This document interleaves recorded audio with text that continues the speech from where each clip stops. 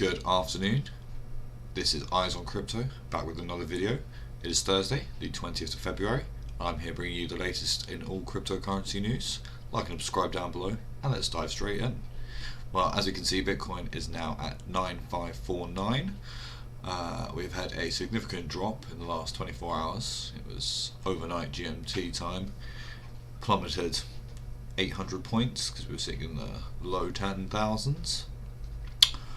And everyone has shat their pants, as is the case if you watch regular day trades and volume. It's going to cause you ups and downs. Like, Bitcoin is volatile, cryptocurrencies are volatile for a reason. If we have a look at our 7-day chart, we can see a lot of red, obviously accounting for the last week of ups and downs. We can see here, is it whale manipulation? Is it margin platforms? Is it leverage trading? Is it new money moving in and being moved around into alts? Who knows?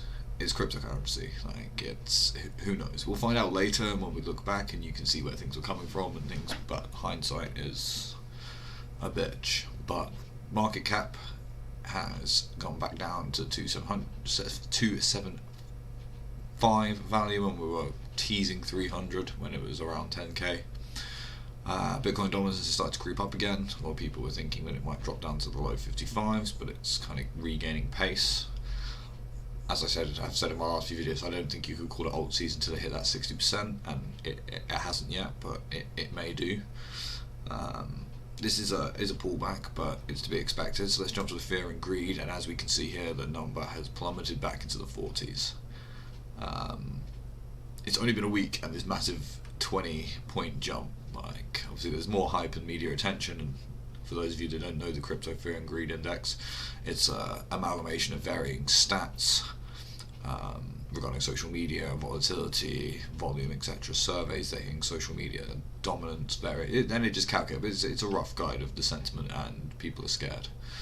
A lot of people will have taken extra risk or swapped out into altcoins or traded back and forth trying to manipulate off this. Like, it's going to happen, but the 44 is, we'll see how sustained it gets. If we have a look at the 3 months, we were getting more and more optimistic, and now we've come back down to these 25th and early December values were very low, so it's okay.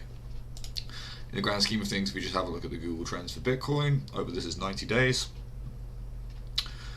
no real significant rise or fall or peak. If we look at their all-time, as I'm sure you already know, but this was during the madness, and there was one uptick in July of last year where it started to creep up. But this uptrend, the vast majority of the world, people don't care.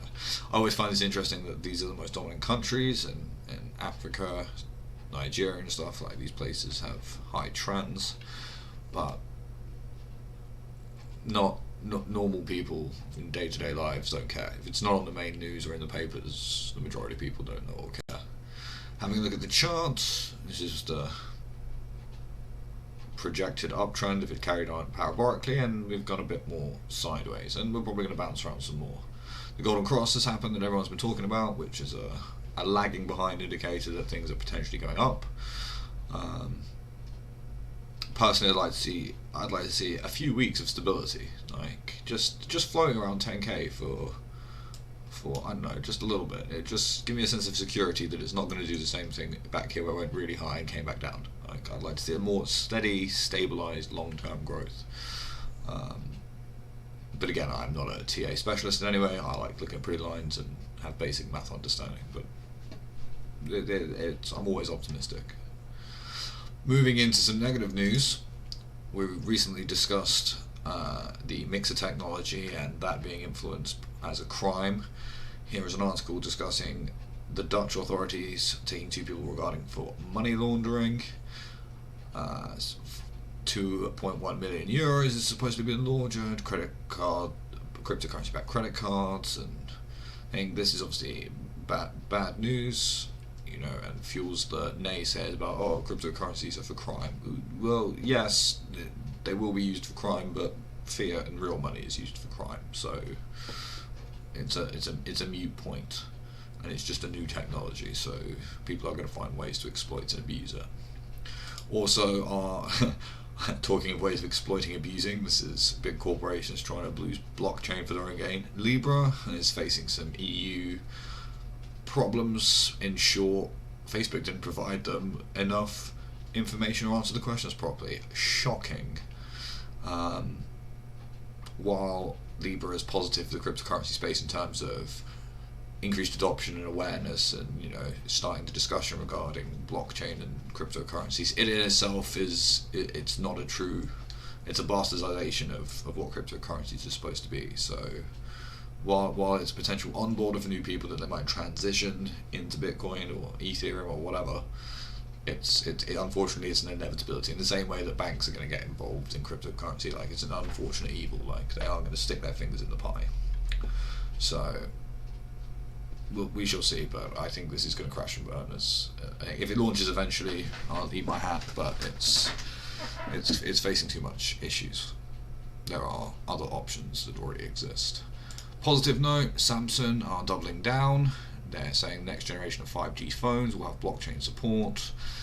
Samsung have also been known they're starting to make their own chips regarding mining and things to start competing that thing. They are pro blockchain and cryptocurrency, and obviously being one of the largest smartphone providers, that just putting in the hands of people to have the option to have this, even if 1% of all Samsung users of these new 5G phones use the blockchain, well, that's a considerable step forward towards adoption.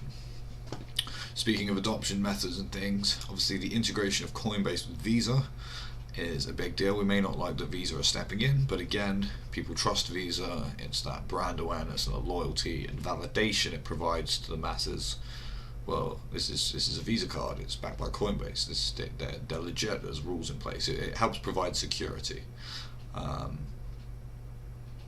Coinbase already is a very wealthy institute, and still, while centralized, there will be centralized entities in crypto space to onboard people. It's just an inevitability. We can't all have decentralized things. Like, your mum or your nan is not really going to care whether it's decentralized or not. She just wants to use it and it to work and do what she wants it to do. Like, they don't care about all the back stuff.